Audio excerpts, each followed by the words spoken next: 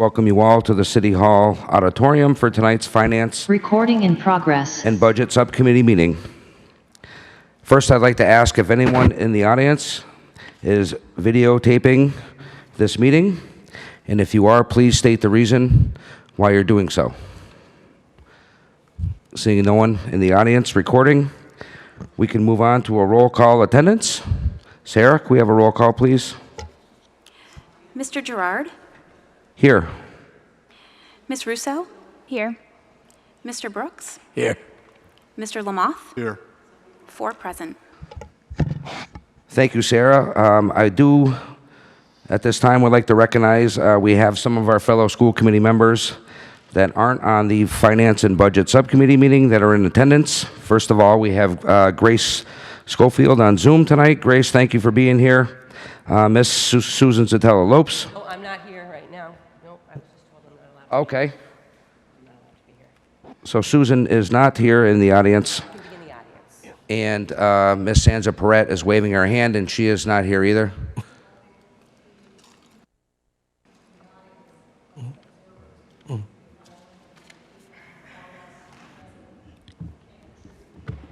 Okay. Okay, so they made it known that they are in the audience just listening to the meeting this evening, and they will not be voting or speaking on any of the budget that we are about to discuss this evening. Okay. Anybody have any questions? Very good. I'm going to turn this over to Dr. Marcus Ware. Approval of minutes. Yep. Approval of minutes, April 12th, 2023. Can I have a motion on the floor, please, to approve the minutes? Don Lamoth, we have approval. Yep. We have a second on that. Sonny, thank you for the second on the approval of the minutes. Sarah, can I please have a roll call vote? Mr. Gerard? Yes. Ms. Russo? Yes. Mr. Brooks? Yes. Mr. Lamoth? Yes. 4 yes. Okay, item number 2 on the agenda. Dr. Ware? Preliminary of fiscal year 2025 budget. Okay, at this time, I believe we're going to ask our finance manager, Mr. Marecki, to speak on the budget. Correct. For the 2024-2025 year. Yep. So at this time, so just to give the subcommittee a little bit of background, so we have been working on the budget, and what you will see this evening is like it says, a preliminary account of where we're at in the budget. Know that this is a budget in motion, meaning that we are still doing work behind scenes. We will have subsequent subcommittee meetings in which Mr. Marecki will actually update as changes are made, and then once those subcommittees have concluded, then I'm pretty sure that the budget will go to the full school committee at a later date and time. So I would like to welcome Mr. Marecki up to the podium. Or are you going to sit right there, John? Stay right Okay. there. That's So he's all right. going to sit right there. He's going to take you through his presentation, and then we'll go from there. Thank you. Mr. Marecki, you have the floor. Okay.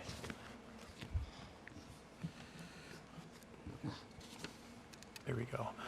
Thank you for having us here tonight. And I'd just like to point out just a thank you to the executive team with all the time and hours they've put into helping me create this presentation along with the budget you have in front of you. I'd also like to thank my office, the business office, with their help or just their patience with me putting myself in a cave to work on this. And I also like to thank all the principals and all the other staff members that have helped with meetings and putting this stuff together so we can present you with a very solid preliminary budget. So with this, this is going to be a presentation about the first page on the information that you received, or a budget breakdown. And I want to start off with the annual state budget process.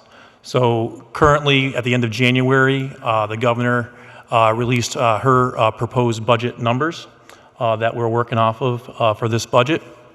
It's currently in the House Ways and Means, and will go to hearing to be held either at the end of this month or into April. Then the budget will be released in April, then when it will move over to the Senate side of things, where they'll go through the same process of Ways and Means budget, and then they'll release their budget. At that point, it'll be moved into a committee. So from individuals who are selected from both sides, the House and the Senate, will meet together to figure out or resolve some of the differences they have between the budgets. And that happens usually in June. And then usually at the end of June and most likely in July, it'll be on the governor's budget to sign at that point. And I know in the past few years with COVID, that July date hasn't really been met. A couple years back, it was December when it was signed. So that's not always set in stone that it'll happen in July. The foundation budget. How is the foundation budget determined? They take the individual student population, foundation student population, in 13 different enrollment categories, and multiplying by the cost in 11 different program areas.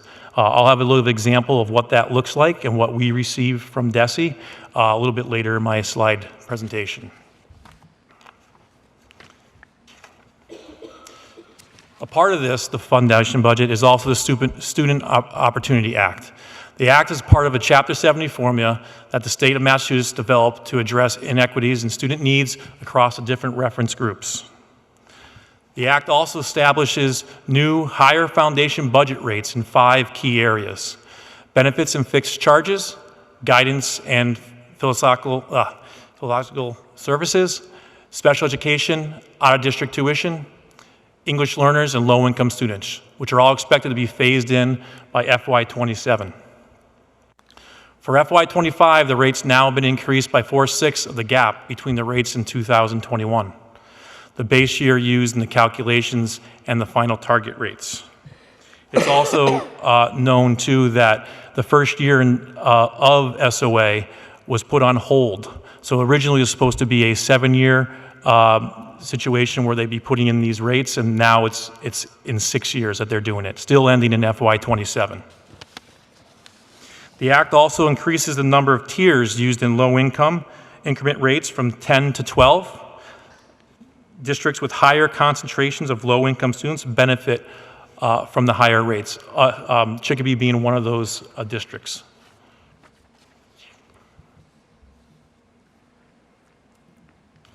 Here is an example of the SOA rates.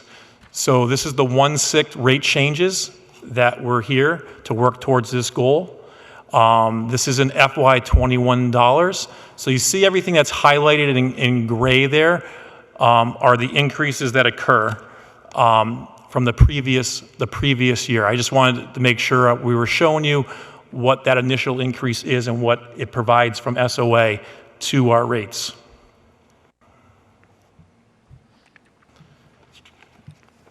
Inflation rate. That's another piece of the calculation to get to our final rates that we'll be seeing here shortly. Inflation rate is the rate of increase in prices of goods and services over a period of time. So the inflation rate that we have for the employees' benefits and fixed charges category is 5.03% within this budget. This is based on an enrollment-weighted 3-year average premium increase for all group insurance commission plans, so that's the GIC. Next, for all the rest of the categories, the increase of 1.35% was applied to all categories, and that is definitely down compared to the last couple of years, where they maxed out at 4.5%, even though the real inflation rate was probably closer to 8 or 9% in those particular years. This is based on the U.S. Department of Commerce's state and local government price deflator. So I believe it's the third quarter of the year is when they look at this deflator rate and they apply that inflation rate for the upcoming budget season.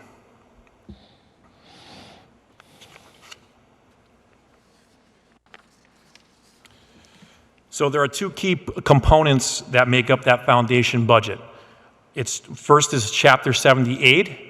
And Chapter 78 is just the common name for state aid distributed to school districts across the Commonwealth. The next piece is our city contribution. And this is the minimum amount of a city or town is required to pay towards the foundation budget. This is designed to represent each community's quote-unquote ability to pay. how much local tax revenue a city or town can reasonably raise and dedicate to the operations of its schools. The amount is set by a formula and based on a city's, town's, properties, values, resident income, and municipal revenue growth factor, which is provided by the state. The formula is also set up to have a cap at 17.5%, so that no community is asked to fund more than 82.5% of the foundation budget. The next piece is, if you combine those two together, you come up with net school spending, and that's basically the minimum amount required for each school district to spend on education.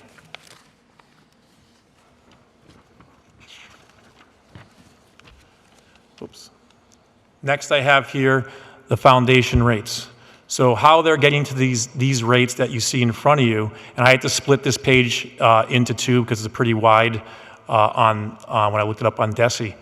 But how they get there is take their FY24 rates, they add in those SOA rates that I showed earlier, and then they multiply it times the inflation rate to get to these numbers. So that's where we're seeing our increases here. And this is the next page with the other categories that are there, and then they total it all up for what it is per student. I've also included here what DESI also has to sum all this up. So if this is also split in two because it does have all those categories, 13 of them going across, and then you see the 11 coming down. So what it's doing here is taking those rates that we just saw and multiplying in those particular categories based off the foundation enrollment numbers that you see there to get totals going across. You'll also see a piece of it towards the middle left where it looks at our low income percentage, and it's just about 71%. So it's just into that 11th decile that we've continued to have for the last couple years. And those are also in your rate pages also. The second half of this, where the 8 through 13 columns are, those calculate the same way, and then they total out. So for this year, our foundation budget is $129,024,990, which averages out to $17,950 per pupil. Also on this page, it also gives the deciles and what percentages you need to be into. And you can show here 71 falls in that group 11.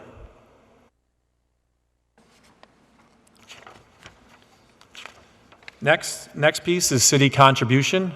For most people, it's a very confusing calculation. So as you can see here, they put it out for you as best as they possibly can to explain it out. The first piece is that effort goal, where you see 2022 equalized valuation. That's your property value from the year 2022. And then they have a uniform property percentage that is calculated by the commission. Second piece of that is the 2021 income, so that's residential income. That has the same uniform income percentage that they figure out by the commissioner, and they use that to come up and add those together to come up with a combined effort yield. Almost $39.5 million. We then go down and they find a local target share. If you look at those bottom numbers, 11 and 12. And later in the slide, those numbers will also come up again. And then they go to the right-hand side where you have the increments towards the goal. They put that all together and calc that out, and we have a $35,132,393, and that's where the municipal growth, revenue growth number comes into play, that percentage, if you see there. So that 27.23 is the number in the end that we're going to receive from city contribution, and that's the minimum they have to give to us as part of the foundation budget. So those two pieces in the middle are the preliminary contributions above target share, does not apply to us.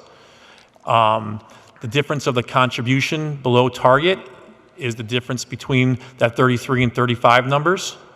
But because of that shortfall, we set up with that 35,132 number.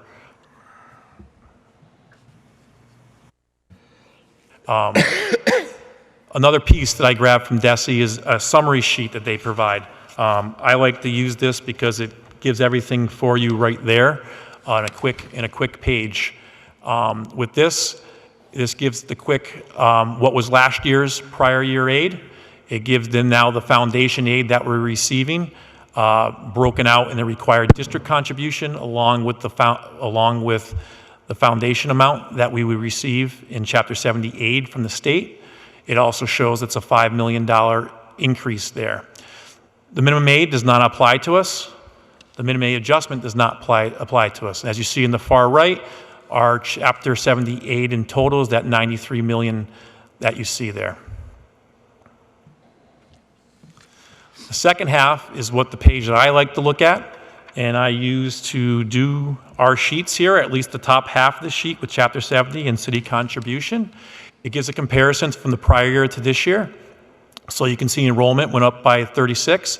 And mind you, with that, that is not our student enrollment that you would get on October 1st, and you would see. This also includes some kiddos that might be out there in charter schools, and we receive 100% in the first year, 60, 40, and then that money is gone from us. So that's why you see the number a little bit higher than what you would see on an October student enrollment feed. Again, it shows you your foundation budget and shows you in total how much it went up this year, a little over $6.3 million or 5.16%. And then that makes up of those two important pieces, the required district contribution. Now you see that $35.1 million number. That's up $1.2 million or 3.74%. Then you have your Chapter 70 aid, the state aid, at that same number that we saw on the previous page of $93,892,000. Up slightly over $5 million, which is 5.7%. In total, again, $6.3 million, 5.16. Now, you also see target share number and Chapter 70 percentage of foundation. So our portion is 72.77% out of state aid, and the rest comes out of the city contribution. Also in the graph here, you see our trend. And you can see when SOA started and how that trend has gone up compared to even looking at FY20 and 21, where it kind of is pretty stagnant. City costs. City costs is a mutual agreement between the city and school department to clearly define costs and services provided by and for city and school department.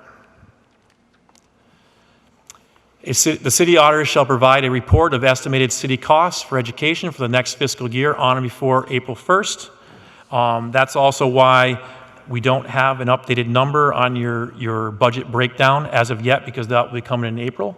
That number, we actually met with the auditor today, and she's currently working on those numbers to get to us.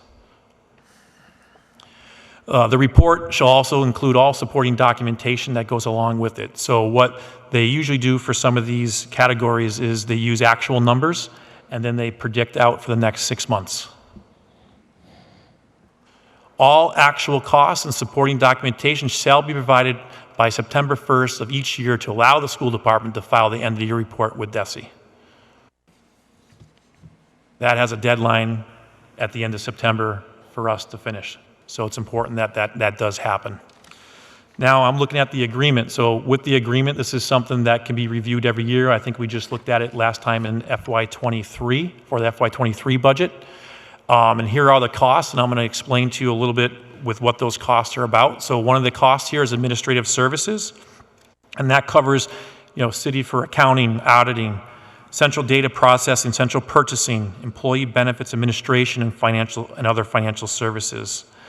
What they use for these costs is something that is provided by DESI, and it's basically a per pupil administrative cost average. So we use the enrollment from October 1 and multiply it times that rate to get to a number. School security services, those are your SROs, along with the coordinator that is used. Operation and maintenance. There's a few in this line. That's our telephone systems. Central maintenance garage, so that is when our vehicles are getting serviced, oil changes, gas, all those types of things that go along with that. That's where that comes through. And just so you know, this is something that comes off the top from the beginning. So we have our foundation budget, and this is an estimate that is given and is taken off on the budget. Next is Parks and Rec. The DPW's Parks and Recs, we give over 8% of their budget every year. That was a change a couple years ago. It went from 10 to 8%. Employee benefits, there's a few that fall into this category. One is the pension fund share, the Medicaid tax share, our workers' comp insurance, and these are all administered at city level. Unemployment compensation insurance. And our biggest piece of this, one of our biggest pieces is our health insurance. All those are taken at the city level also. So we have some non-employee insurance. So for property or boiler insurance, that is done and administered at the city level. And we have our motor vehicle insurance that is taken for, and that's for all our motor vehicles or licensed plate vehicles that are out there that is used by the city. And then we also have student athletics and accident insurance that is also administered there. And new, after a few years ago, is our cyber insurance. We have a 50-50 share with that, with the city and the school. And the final piece are the employees that we have a cost share with the city, and that is in the information technology department. And these salaries are for the CIO, the assistant CIO, and network engineer, and they are shared equally. So it's a 50-50 share every year. Next is our transportation budget. If you follow your budget breakdown sheet, that's next after our city costs. And this is what you're looking at here is our regular ed busing, and we work with Five Star on this. And we're currently in the middle of our contract, so this is all contractual numbers that you see there. So you can see over there we have 47 buses that are Tier 2, 17 buses that are Tier 1. We estimate our latent and detention buses that we have. And then we have our extended school year buses that we pull out of here that are Tier 2. We also have a fuel escalator. With the higher prices that we've had with gas the last couple of years, we've actually paid out on an escalator. In my tenure year, that was the first 2 years that we've ever had to pay for it, even though it was in the contract. But the high prices of the gas and where that escalator amount is, we have to pay that margin. So we always try to estimate it here just to make sure we cover our costs with that. So the final big bus transportation total is just slightly over $5 million. The next piece is our special ed transportation. It's a little bit more robust as we use Five Star for in-district buses, and we also use Vanpool for our out-of-district and homeless transportation. So within our minibuses, we're estimating 47 minibuses, 11 wheelchair buses. We also have our fuel escalator in there, again, to cover for those types of costs. So our Five Star special ed transportation total is $4.7 million. On the Vanpool side, it's broken down by the routes that we have and the costs that we are expected. This is also a contract that we have with Vanpool. We're in the middle of that contract, so those prices are set. So we have a few different routes that we're using here, and you can see we have one route at that 271, another route at 210, and so forth. We also have 10 monitors on there that we're paying. And then there's homeless transportation that's almost $1.1 million. There's also, this one is set up with the fuel escalator a little bit slightly different. There still is that escalator dollar amount that we have to reach, but once we reach that, we have a surcharge that we're paying on that. So we want to make sure that almost $12,000 is in there for that purpose. The Vanpool total is a little over $2.2 million. Our total sped ed transportation is slightly over $7 million, with a grand total between the two of almost $12.1 million. The next piece here is your additional appropriation. And these, I define it any dollars appropriated by the city above minimal net school spending is considered additional city appropriation. Currently, in our budget, we have 0, and we are requesting 0 for our FY25 budget. Next piece is school choice. School choice is the inter-district school choice program under the Mass General Law 76, subsection 12B, which allows families to enroll their children in schools and communities other than the city or town in which they reside. Tuition is paid by sending district to the receiving district. So for the cost of those children that are coming to us from other districts is $5,000 per student. For our SPED population, there is an increase, I think it's around $5,500 that we receive for that tuition that's coming in. So what I've also provided here is just a breakdown of current what we have in our school choice account. So our current balance is $1.769 million. We still have an expected revenue of money coming in. School choice is given to us monthly. So we receive that into our accounts monthly from the state. So that gives us a total of $1.95 million.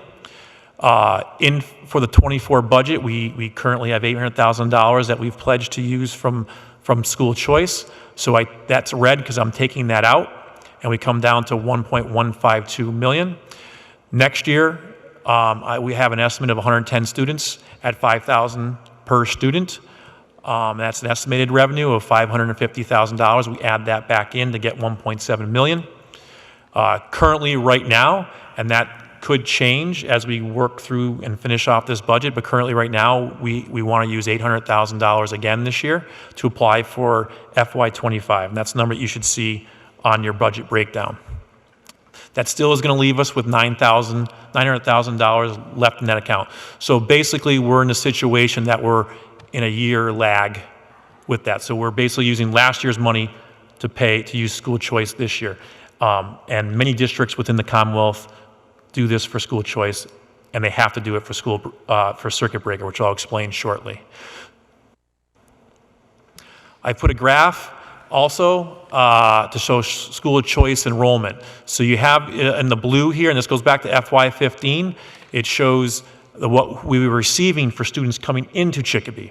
So if you go back to 2015, we were at 179 students, and then the red is showing what we're sending, and that was at about 129 students.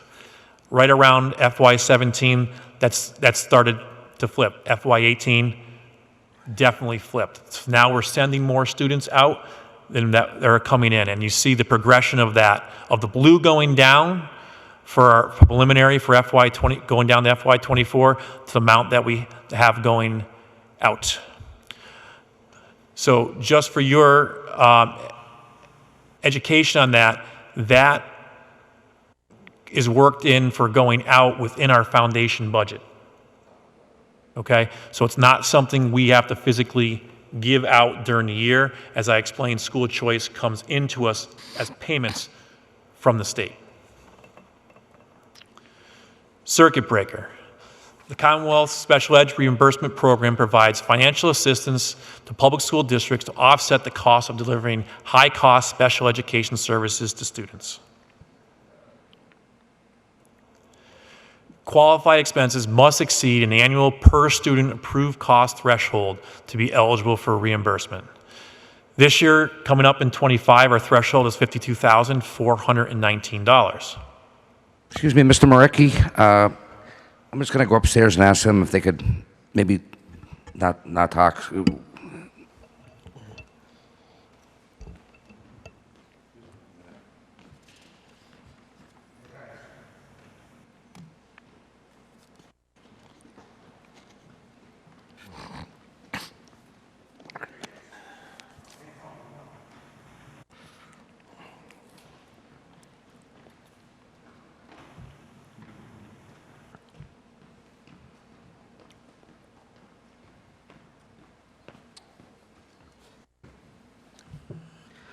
Thank you, everyone, for your patience. Go ahead, Mr. Marecki.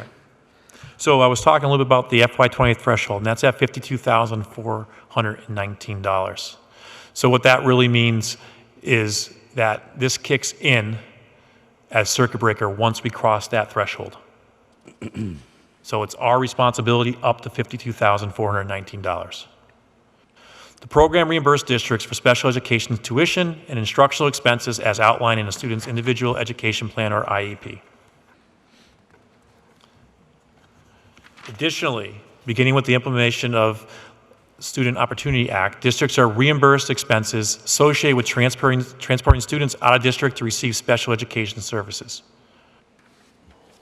Examples of non-reimbursable expenses include administrative, overhead, evaluation, service coordination, and any costs paid directly or indirectly by any third party. This is also subject to an annual legislative appropriation. Currently, right now, the state pays 75% of those costs above the threshold described before through reimbursement to districts.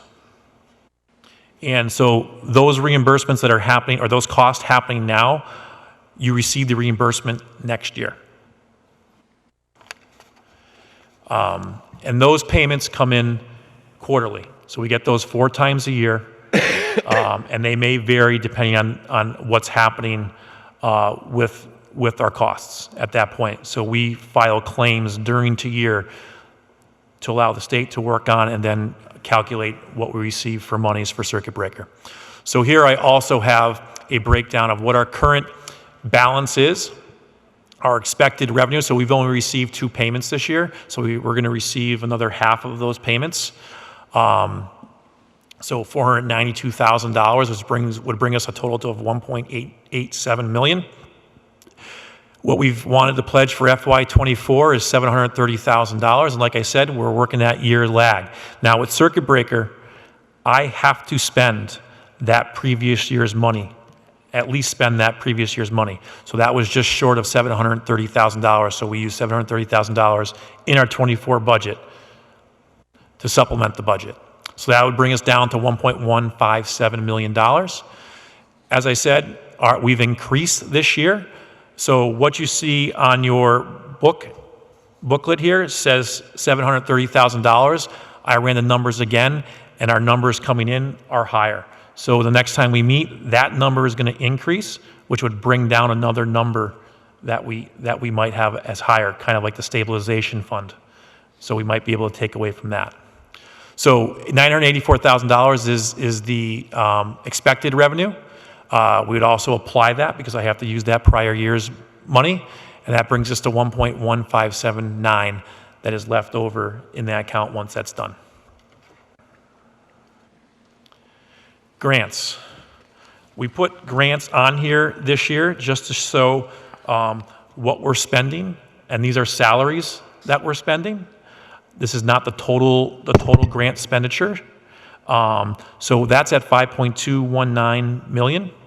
So grants are being used to supplement the budget, not supplant. That is one no-no we try to avoid, and I know Chris is hot on that when he's working with his grants, and Chris Theriault does a great job over there in his department. As I said, that 5.2 number in grant salaries. As you see here, why you see that number is because currently they're built into the general fund budget right now in the preliminary stage that we're in. But what we're doing currently is assessing those grants, what we're predicting the grant dollars might be, what we have in there for salaries, what are the expenses that we have to kick out, because there's always something new and there's always something that we want to supplement our budget with. So those ideas and a lot of people at this table are a part of putting that together. Grants being used. We use Title I heavily. We use Title II. We use Title III and Title IV. So those are our ESSA grants, our federally based grants. And that's what Dr. Ware, myself, and Mr. Theriault were down in Washington, D.C. last week learning about many of these things, along with our big ESSER fund that is out there. We use IDA on the SPED side. Comp School Health, we pay for a nurse out of that. U.S. Air Force, so we get some monies from the U.S. Air Force to pay for one of our instructors that we have. Health and wellness. and we use school lunch revolving. So school lunch revolving is a federal reimbursement plan, but it's really a grant that we're receiving in a reimbursement way. So our whole school lunch department is sustainable through this revolving account, through the reimbursements that we bring in. So that's all of our cafeteria workers, all our assistant managers, all our managers, cook managers that are out there, right up to our school lunch director, Melanie Wilk, and her staff. So that's all sustainable there, and that's a great thing to have.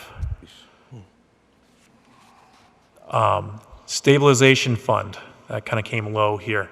But we wanted to talk, and the last piece here is that stabilization fund. So I wanted to show you, what our current balance is that we have there is $5.86 million, and that's after the $7.2 million we've put into this year's budget. I have estimated carry forward on here for $5.7 million because we know we have still many positions that need to be filled, and those positions, someone is not getting paid for that. So it's monies that are not being used right now. So we're estimating a carryover of $5.7 million, which will bring our total to $11.6 million. Currently, what you see here, and what I can say is that number will change. For one reason, it might go down as I redid our circuit breaker number, but it also, we want to keep it down if we possibly can and make this kind of like a ceiling for us. But there's a lot within our budget that we're still reviewing. So right now, currently at 6.5, brings us still with a balance of $5 million going into our next year. I don't know why that came up backwards, but stabilization fund, per Mass General Law 40, Chapter 40, Section 5B, cities, towns, and districts may create one or more stabilization funds and appropriate any amount into the funds. The benefit of this stabilization fund compared to the prior year that was there is this is accruing interest that also goes back into the account. Also, the treasurer shall be the custodian of all these stabilization funds. So that's why we have been saying that it relies and stays on the city side. And that's why we have to request the money. So requesting it from City Council still has to be done for the use of any educational stabilization fund monies. And we kind of have a three-step process with that.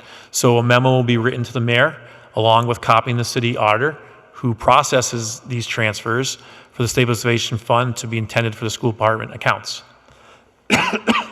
City Council will then vote on the transfers of those funds, which just like it occurred earlier this year, we moved money.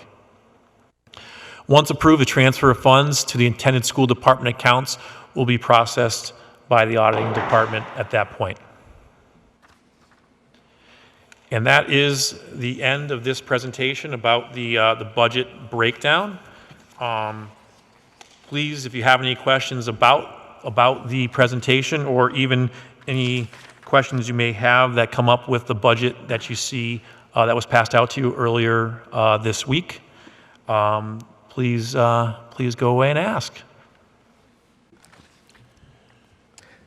Thank you, Mr. Marecki, for that presentation. Very, very detailed. I'm asking any of the committee members if they have any questions. Anybody have any questions? Yes, Ms. Russo. Thank you for the detail in this budget and this presentation was very helpful to understand from a revenue perspective the breakdown of our expectations. So I appreciate all the hard work that went into it. I was trying to write slides down as we were going, so if we need to reference them, but from the Student Opportunity Act perspective, I know that's like a multi-year implementation. From your perspective, are the rates that they had said at the beginning of the implementation of that are supposed to hold? Like, are we still expecting to get the amount of money that they outlined in that act itself? Go ahead, John. That is the plan. I was going to say that is the plan, and that's so. Just to speak more candidly about it, the conference that we went to last week, when it comes down to, even though that's really specific to Massachusetts, what we learned is that right now we are expected to be fully funded, and we also were told that things can change at the state level. So right now, yes. Okay. what's that? All set? I had- More questions? Well, can I just add a little bit to that? And Ms. Belleville was bringing that up. We have to watch out for the decile. As I pointed out in the presentation, we were at 71%. Now, that was a couple percent higher over the last couple years, so we definitely have to watch that number. Now, many districts this year, I've been seeing on my listserv, have dropped a decile. So there is no hold harmless when it comes to that drop. So if you drop from, let's say, 11 to 10, you're dropping to the 10 rates, and that's how you're being assessed. So that's something we have to watch out for, but we also, on our side, make sure that we're attending to everything that we need to do to account for every single student that may fall in that category. So to that point, like if things were to change, do we have a backup plan of source of revenue? Well, the good thing is it's not going to change for FY25, so that is locked in. It can only get better if the state wants to make any changes through the House and Senate process. That has happened in previous years, but going into COVID, usually what we've gotten in the preliminary is what we were seeing at the end of the process when the governor was signing. And more specifically, I think your question is if we do switch deciles. So if we went from 11 to 10, for example, that is a significant delta. And so what we are talking about is actually past FY25 because a lot of this is student dependent. So what we are talking about is really looking at our staffing structures past tonight's meeting to really make sure that not only that we have the appropriate positions in our schools, but if there's some moving and shaking that needs to do, we're going to go back to our team and have that conversation so that we don't get caught off guard. So just to clarify, so the decile would not change within full year 20? Correct. Okay. Any other questions? Yeah, just one, sorry. And it's off the subject of the student opportunity tax, so I don't know if anyone else had any. Go ahead. Okay. Just on inflation, I think I already know the answer to this, but is that rates not anything that we have control over? It seems like something that the state controls. That seems very low. Correct. Correct. I mean, there is some push from several organizations within Massachusetts, meaning MSAA, my MASBO, about that, because over the last couple of years, you've seen inflation at 8, 9, 7%, but by state statute, it topped out at 4.5. So these rates really aren't at real money or today's money. So there is some push to get letters onto the legislators' desk to at least look at and to talk about. I don't know if anything's going to come out of that. I'm just stating that there is a push within the Commonwealth for that. Okay. Thank you. All set? Anybody else? Yes, Don? I may be counting wrong, but I'm counting 16 new positions in this budget. Is that where we're looking at, or is there more to come? Sorry, there's a couple pieces that with this, and thank you for that question, because we were actually talking about that a little bit today with Dr. Ware regarding that. So one of the big pieces that we are continuing to look at, but we have to look at more, is SPED.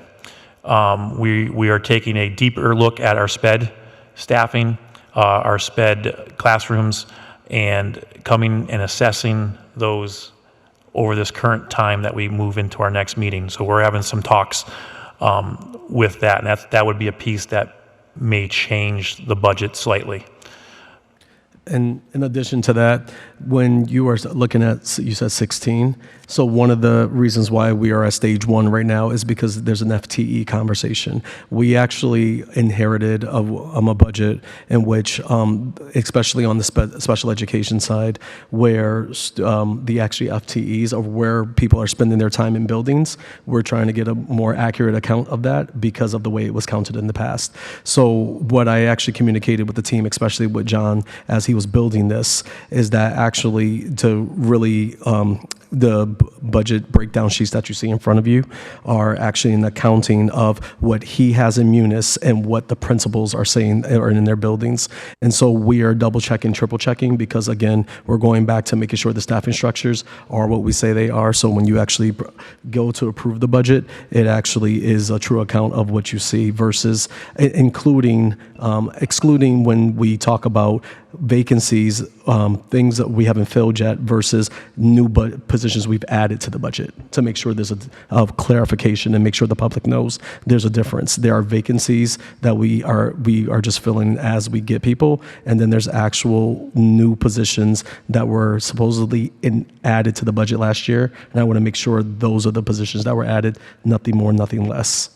That was my next question, Oh. because according to Deb, we have 30 positions that are not filled yet. And I'm sure that's where some of that extra prior year money's coming from. Correct. You answered that question for me, but I'll ask it anyway, because I want it for the public to understand. The $6 million, whatever, 6 million plus coming out of the rainy day fund, or wherever you want to call that account, is not, it's not take the prior year money, put it in an account, and take it out. That's, you keep the prior year money and you're taking 6 million more. So it's like 10 million. Well, the money is, when we're done with the year, by state law, we have to make sure that money that is left over goes back into those coffers. So that's why I was showing like what we're expecting to possibly be there at the end of the year that will be in that account. So then we would be drawing from that account at So that point. what we have, the 30 positions, I'll use that as an Yeah. example. The money for those 30 positions will be considered leftover money or prior year Yeah. money. That'll go into the account, and then we'll draw it back out. Correct. So that 6 million is with the prior year money going in and then back out. Correct. So we could have a couple $1 million going in, so that 6 million coming out, kind of like 4 million? Am I saying that? No, wrong? I understand what you're saying. Yes, with that, correct. And I think also to speak to your point, so what ends up happening is John made a projection of where we are at with the salary lines. So we have vacancies that we currently haven't filled. And just to make sure the public is clear, that means that a lot of our support staff, especially our paraprofessionals, are sitting in these positions right now, being paid in accordance to their contract. But for the actual position, you're right. So at the end of the year, whatever that number is would go into the account, and then we have to request it back out to actually put it back into the budget. That was what I was trying to say. Yeah. Is Yep. We're asking for 6 million, but we're going to put some in there. Okay. Correct. Correct. And the other piece I just want to add, when you were talking about sped staffing positions, so when you look at your FTEs, there are itinerant staff that we have across the district, and sped goes through and they're reshuffling. I think seems like daily to me, but I'm sure it's not that often because I'm on that sheet changing it all the time. But you have some people that might be working at the 10 elementary schools, so they're popping 0.1 at every school. They're showing up as, when you're talking about people working there, as a 1 here. That wasn't necessarily broken down by the digits. So that FTE is inflated just a little bit based off of those individuals that move across the district. The school choice numbers, they've been going down steadily. But quite honestly, I don't believe the numbers, because I've known that we've had students that don't live in the city that were on the rolls. So what are we doing to redouble our efforts to try to get basically those that are not really living here off our rolls? So I can speak to that, and And I go just ahead. want to put one more Yep. piece on that. If we catch them actually lying to us, can we do anything about it? Because that's actually stealing. Correct, and that is something that an attorney Bouchard and I have had conversations around. So what I will say is, backing up under Carol Cruz's department, Student Services, the enrollment department, as well as Katie Jeffries and other people who work there, we actually do a lot of verification checks, because that is something that we do take very seriously. And literally what you just described is right. So what we have been doing is, as we've been finding families, and actually Ms. Cruiser knows this, I actually just had a really challenging conversation with a family just the other day because we have evidence to say that they don't live in Chicopee any longer.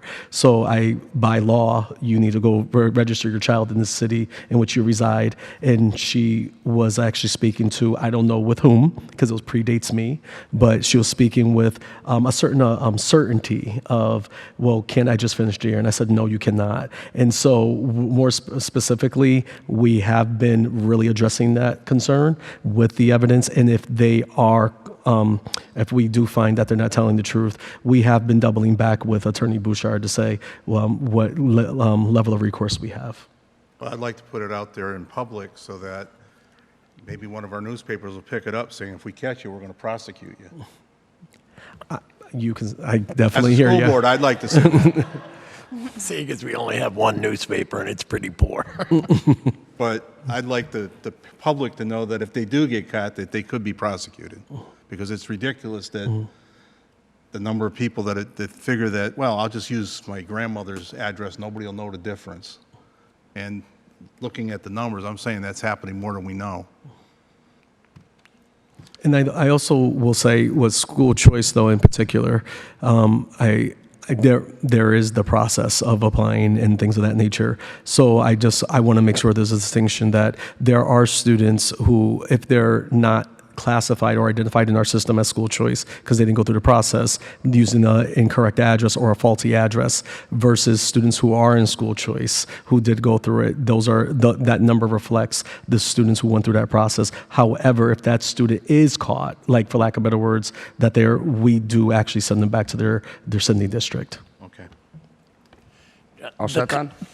Whoops, I'm sorry. I got a couple more, but I'll let them go. Okay. Go ahead, Sonny. The cost of a student what's our cost when we have a student go elsewhere? Per student. What do we pay per Our student? foundation budget amount is $17,900, and I think it was $15 that were up there that we are allocated.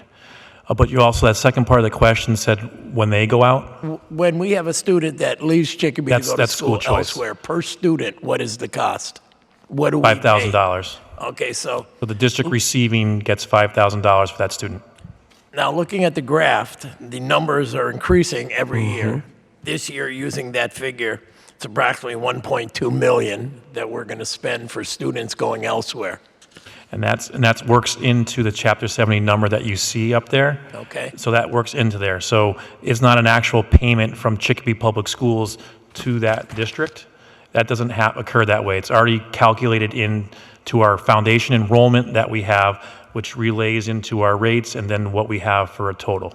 Okay, and taking that into consideration and leaving the monetary part out, why are we losing so many students? I mean, that's 244 students leaving, 100 coming in. I mean, that certainly has to reflect on us, and not in a necessarily positive way. I don't think the schools elsewhere are all that better than ours. We offer everything that a child needs to get a quality education here in Chicopee. So I find this number, it's a little surprising.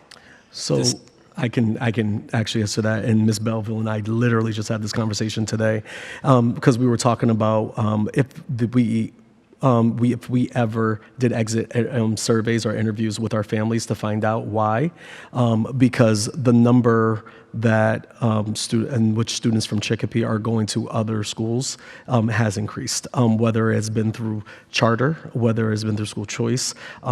And actually, Ms. Hoare knows how often I get emails from districts requesting their students in which they've applied to even vocational programs in which we offer our own tech and we offer our own Explorer program so that we don't, by law, I actually been denying them. So again, one of the conversations Ms. Belleville and I had today is, one, how do we put into motion how we are capturing that information to ask our families why are they going to other districts? And then the other piece is us making cleaning up our processes to make sure that we are not what I'll say is making sure we're not just letting things skid by, because that's costing money. Yes. Thank you. Thank you. Thank you, Sonny. Don, did you have any other questions? Yeah, on our maintenance budget, I see it went down $87,000 for maintenance. And I'm kind of curious why the number went down. I don't think it really went down. This is what I'll tell you at this point. One of the conversations that Mr. Chapdelaine and I had is a few things. The way the maintenance department has been receiving its funds, including a revolving account, which we actually had to clean up and understand revolving accounts in our district and why. So we're literally charging the money that's still in our budget. We're moving the money around. So, for example, there have been times maintenance that actually has done what we call chargebacks for something that has been done in our schools, but that's the same pool of money. So, a lot of the things that you see here has been influenced by including ESSER, which is going away as we know, and including when I've actually communicated that we are one district, so we need to actually be very careful about how we are saying that we're charging something when in fact it's the same budget. So we are making sure we fully fund the maintenance department. So I can honestly say at this moment, I'm not sure it's actually down. I actually think that this is where we're at right now. And as we are making sure, as I'm talking to Mr. Chapdelaine about which projects are on hand and things that have been paid or unpaid, there's a big piece of this, and Mr. Myrecki knows this, of bills that are outstanding. That it's a huge thing under of the maintenance department, not by any negligence or anything. It's just the way we get billed with things. So I think that number is going to change. I didn't see it in this part of the budget, but I also realize this is a preliminary budget, and you got to start somewhere, so I get that. But at some point, I'd like to see where our capital projects are, because I've mentioned it many times, the hole in the ground account's going to cost us, what, $1 million? I want to make sure that it's not coming out of student money. Correct. So what I can add to that is today I had a meeting with the treasurer's office along with Mr. Myrecki to actually talk about any of our bondings that we have currently that we can use and draw from, as well as the upcoming emergency projects, if you will, that, like you said, so I know we have a subcommittee on the books for next week. I'm meeting with Mr. Chapdelaine tomorrow to actually organize that list so that not only you get in the subcommittee, but Mr. Chapdelaine knows in the April 17th school committee, he will give an update.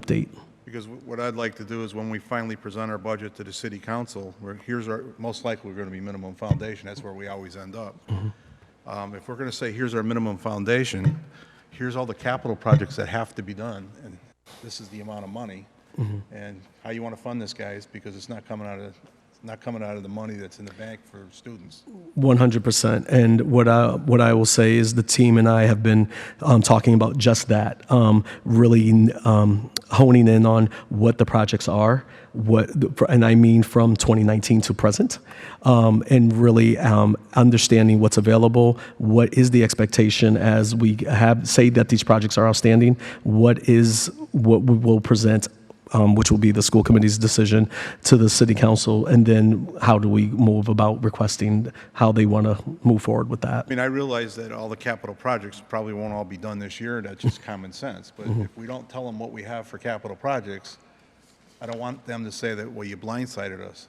No, here's all the capital projects we got to do, and we'll add to the list as we see them. 100%. And so that's something that I can tell you, you will have that list very shortly. Thank you. All right.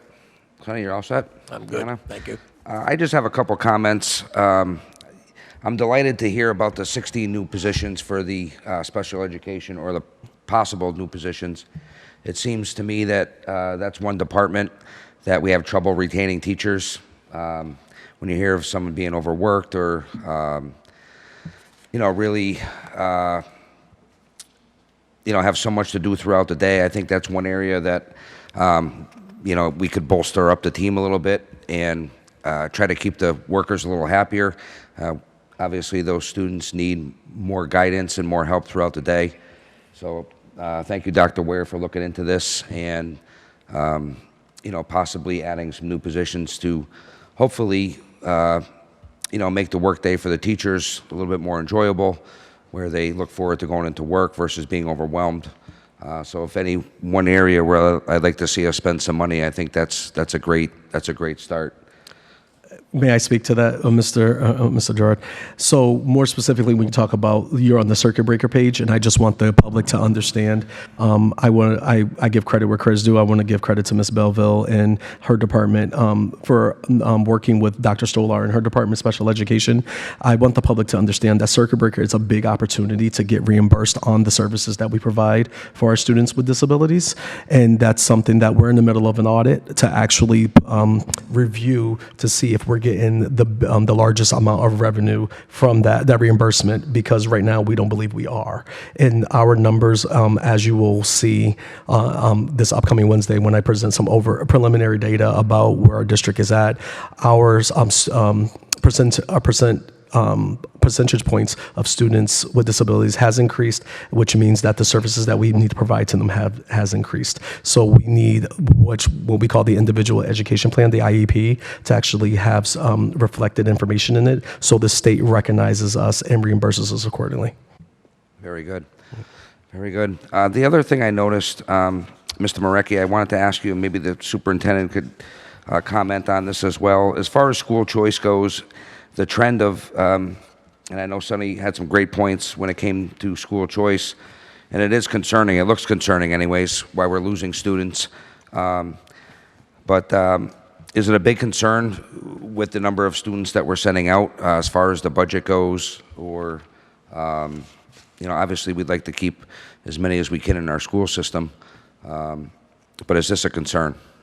I'll take that. I have no problems. So, in short, you always have to err on the side of caution. So what I'll say, the perfect storm that we're trying to prevent from happening is, as we noticed that our enrollment has declined over the last 5 to 10 years, and then some of that has been due to school choice and other opportunities for students to go out. So one of the conversations, I think, as I was answering Ms. Russo's question about the decile level, we are paying a close attention to that, because depending on which students in that identification markers change, so you can lose students, but if we shift in that decile, it does have drastic impacts on our budget, in the tunes of a couple of million. It's not anything light.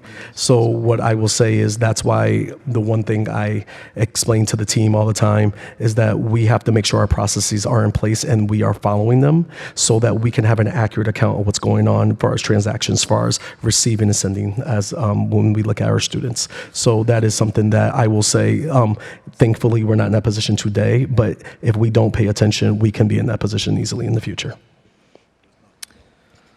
All right. Those are the only two questions I had. Anybody else have anything? Yes. I guess just from my understanding, before I ask other questions, more on the expense side rather than, the expected revenue. I know we have a variety of meetings set up, and so I didn't know if we were going to dive deeper into specific expenses in those meetings, because I do not want to jump ahead if that's planned in the future. I specifically had written down that we expect the city cost to change, circuit breaker, stabilization fund to change as well potentially, and then looking at number of employees. But I didn't know if there's some numbers here when you look at change, and I also want to compare it to where we're actually at with our budget, how we've actually spent our 24 budget. So I didn't know if I should jump into asking questions about expenses, or if that's anticipated to be covered in a future meeting. So I am going to kick that to him, because I literally talked to him about that today. So go ahead, Mr. Myrecki. So part of that is, especially when we look at the expenses, that's continued, and that's a flowing process for us. I'm going through individual actual accounts and seeing how we're spent. So it's the same thing that we're doing with our principals and the directors out there currently. We're trying to look at our expenses in a need-based type of budgeting. So looking at how we're spending, doing what you're describing, seeing how we're spending, what we're spending on, how can we improve, and what your budget actually should look like based off that need. And there's other things that I go through, especially with utilities.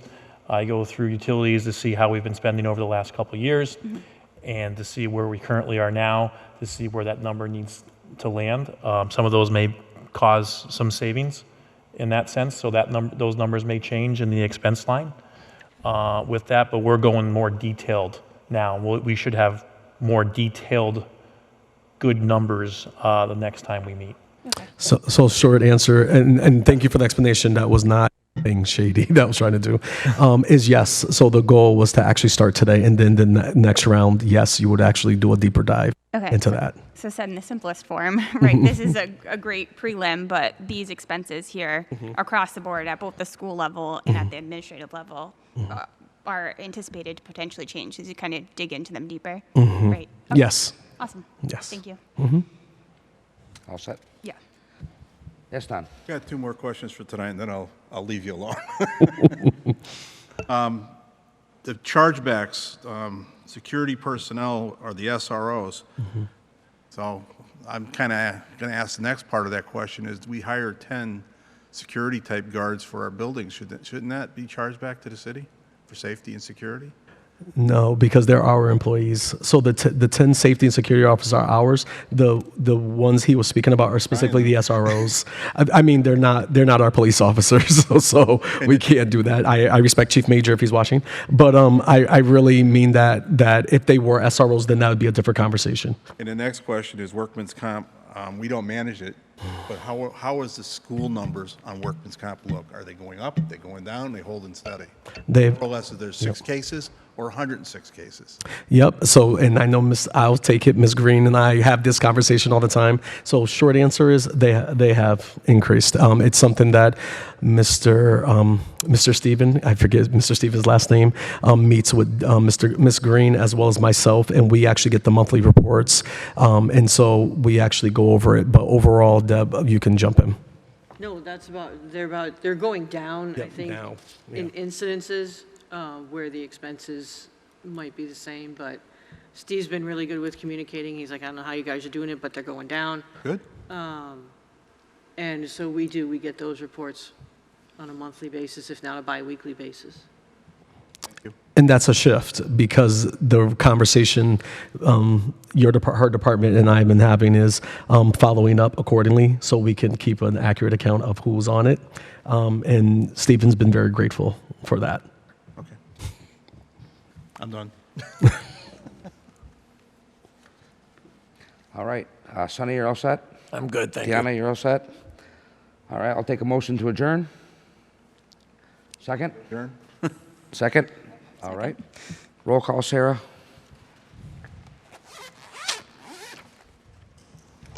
Mr. Gerard? Yes. Ms. Russo? Yes. Mr. Brooks? Yes. Mr. Lamothe? Yes. 4 yes. Thank you, everyone, for being here. Have a good night. Have a good night. Dr. Ware.